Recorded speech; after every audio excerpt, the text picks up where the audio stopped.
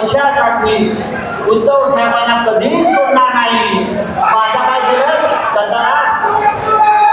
अरे भात्या, आता काय केलं?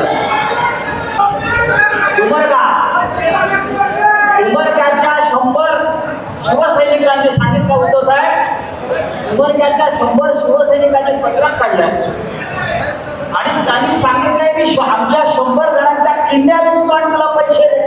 कोणती शिवसेना सोडली? किंड्या विकून त्याला पैसे द्यायला तयार झालेले आहेत. तरी हा माणूस गेला.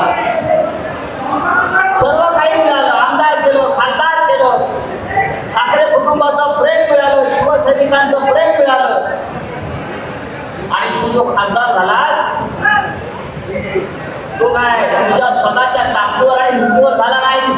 या हजारो शिवसैनिकांनी तुझ्यासाठी मेहनत केली, कष्ट केले, त्याग केला आणि त्याग सुद्धा साधा नाही. अनेक शिवसैनिकांनी आपल्या प्राणाचं बलिदान याला खासदार करण्यासाठी दिलेलं आहे. 7 मे 2024 ला समाधान पाटील, 7 मे 2024 ला भूम तालुक्यातल्या पाटसांगवी गावातला शिवसैनिक समाधान पाटीलची हत्या झाली. मतदान केंद्राच्या बाहेर ही हत्या कोणी केली? ही हत्या शिंदेच्या लोकांनी केली, शिंदे गटाच्या गुंडांनी केली ती हत्या. आणि आज हा खासदार त्या मारेकरांच्या पोटामध्ये जाऊन बसले. लाज वाटली पाहिजे.